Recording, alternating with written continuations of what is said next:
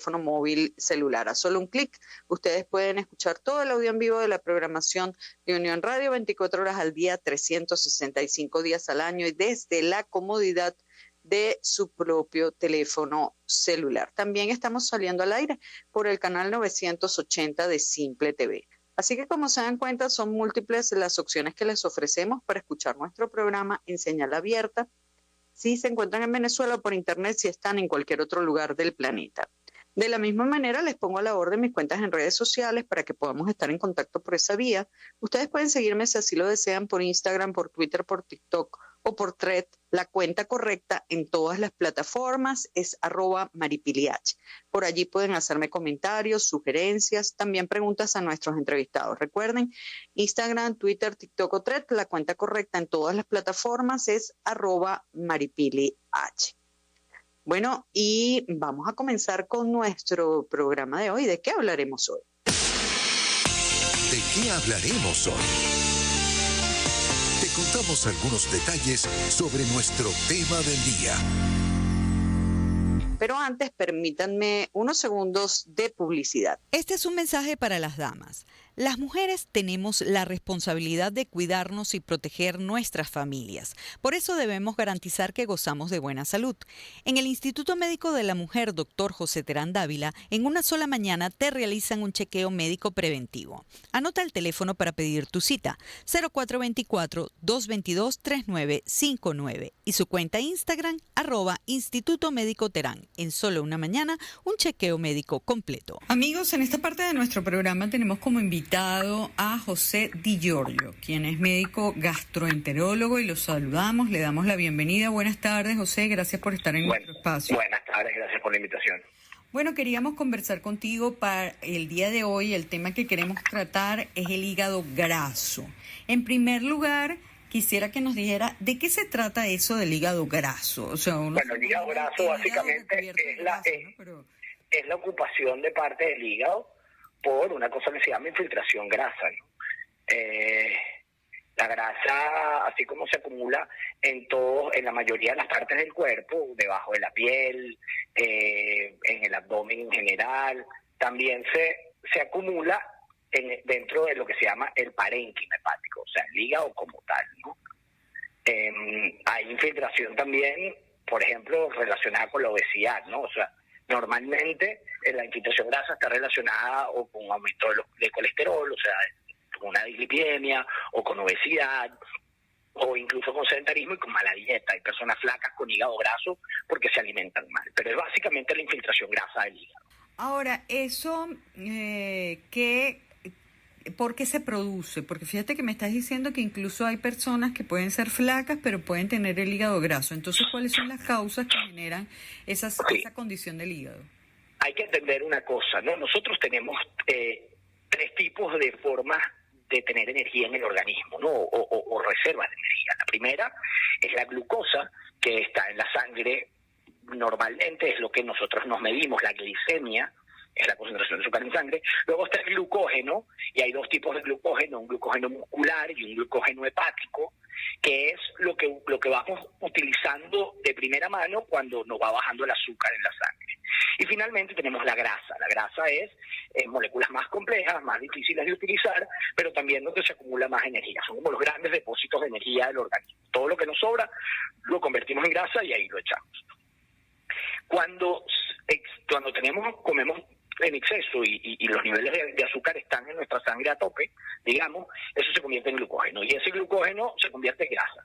Y todo eso puede pasar dentro del hígado, en los hepatocitos. Y de ahí se va buena parte de ello hacia acumularse en el abdomen o en la grasa subcutánea, etcétera. Pero una parte de esa grasa que se produce en el hígado se queda entre las células del hígado.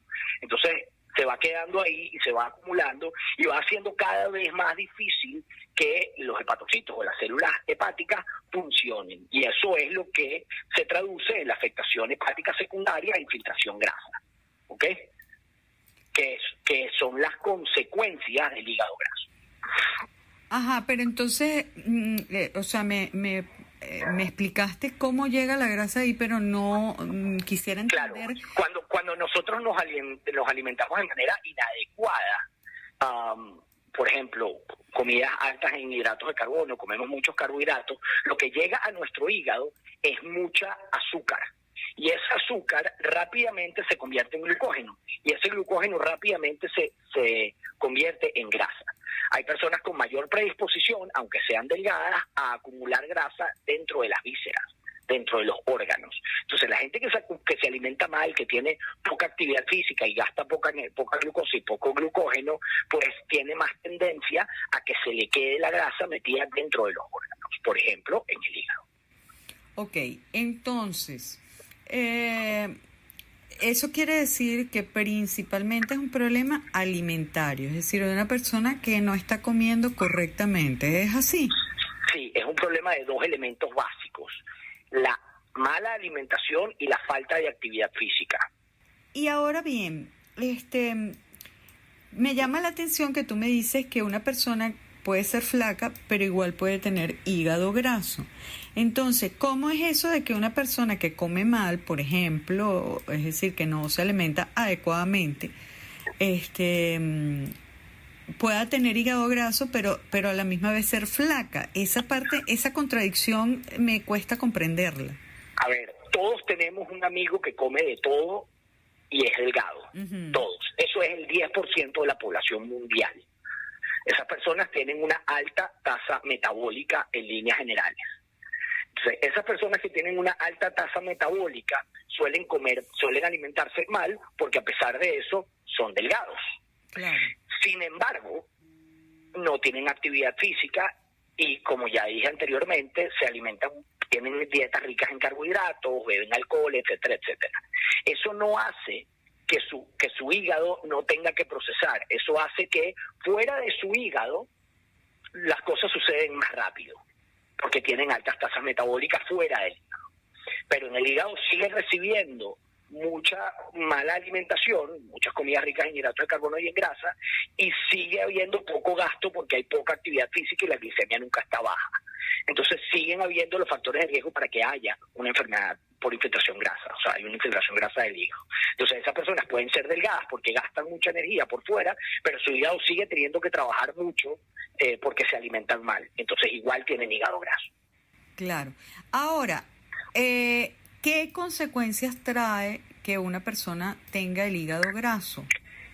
Ok, como te expliqué antes, esa acumulación de grasa entre las células hepáticas, los hepatocitos, hacen que cada vez al hígado se le haga más difícil trabajar, porque está trabajando en el mismo espacio, pero ese espacio ahora está ocupado por moléculas de grasa y por las células hepáticas. Entonces las células tienen que trabajar como más comprimidas dentro del hígado, y eso hace que se puedan incluso inflamar, porque el tejido graso es un tejido proinflamatorio.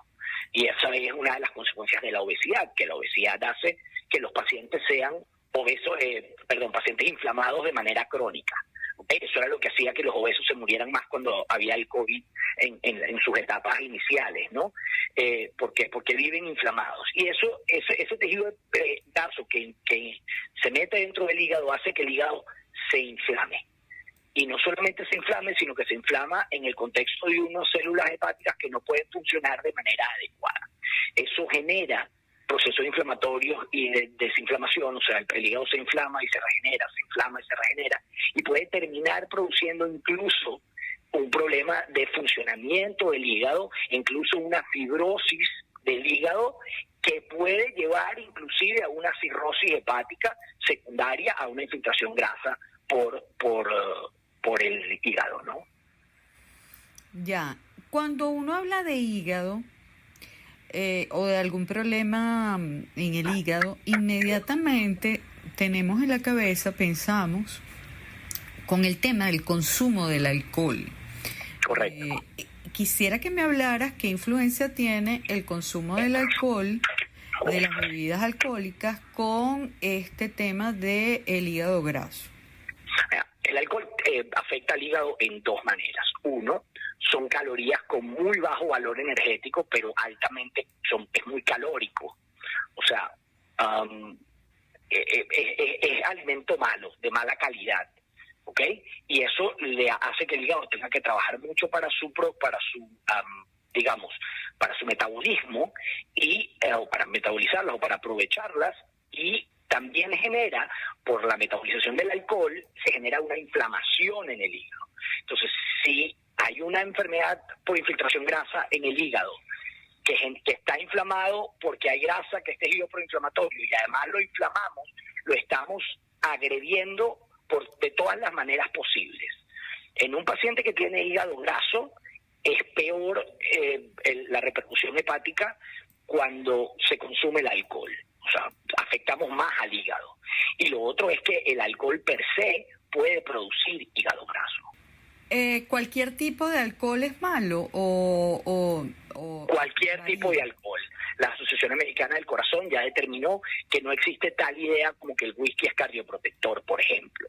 Ya todos estos temas de que es bueno tomarse una copa de vino, eso no existe. El alcohol en cualquier medida es perjudicial, sobre todo para el hígado.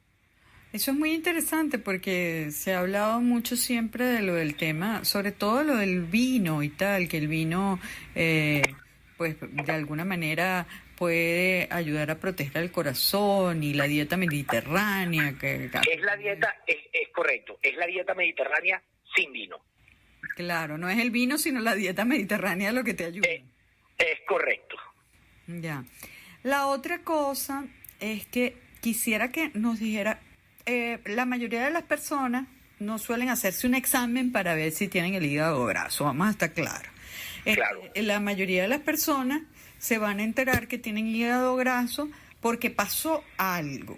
Entonces, en ese sentido, quisiera que nos dijeras cuáles son los principales síntomas que puede presentar una persona que pudieran hacerle sospechar que tienen hígado graso.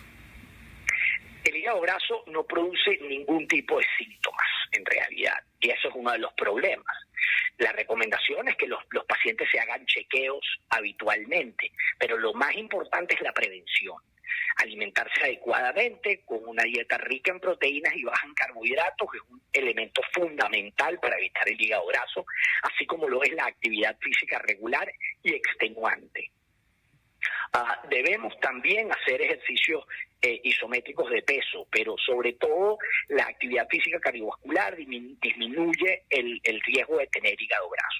Entonces, lo más importante en realidad es prevenirlo y hacer sus chequeos habituales, porque el hígado graso no produce ningún tipo de síntomas a menos que ya haya una afectación hepática considerable. La pregunta que te haría alguna persona es, bueno, si no me produce síntomas, ¿para qué me tengo que cuidar de tener hígado graso? O sea, ¿qué es lo que me puede pasar si una persona persiste por mucho tiempo teniendo el hígado graso y qué consecuencias le puede traer eso? Ok, hay una cosa que se llama afectación metabólica hepática secundaria a infiltración grasa. Eso es un deterioro de la función del hígado secundario a la infiltración de grasa por el hígado, la infiltración del hígado por grasa. Entonces, si usted quiere cuidar su hígado y entender que su hígado le es útil, cosa que sí lo es,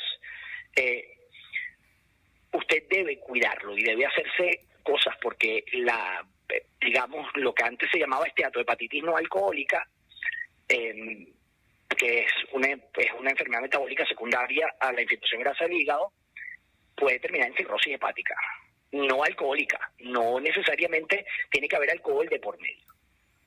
O sea, claro, es que la mayoría de la gente cuando te hablan de cirrosis hepática, lo asocian al alcohol. Sí, la mayoría de la gente dice, es que él tuvo cirrosis porque era borracho, por ejemplo, ¿no? Un ejemplo. Claro. Pero no necesariamente, fíjate lo que tú estás explicando, ¿no? Claro, con el aumento de la obesidad a nivel mundial, estamos viendo desplazado el alcohol como primera causa de cirrosis, que no se ha desplazado aún, cuidado, pero en líneas generales ha perdido todo el protagonismo que tenía, porque ahora también hay una cantidad no despreciable de pacientes que lo hacen una cirrosis no alcohólica. Qué interesante eso. Tú decías que el hígado graso afecta el funcionamiento del hígado. Y sí. Pues la pregunta ¿Qué puede hacerlo? La pregunta que me viene a la cabeza para explicar bien, entonces, ¿qué función cumple el hígado dentro de nuestro organismo y cómo qué elementos pudieran determinar que un hígado está funcionando correctamente y está funcionando de forma saludable? El hígado metaboliza prácticamente todo lo que nosotros ingerimos por la boca. Toda lo que se absorbe en el intestino pasa primero por una circulación, digamos, diferente, y va al hígado, y en el hígado se procesa, y una vez procesados esos elementos, entonces pasan al torrente sanguíneo, al resto del torrente sanguíneo.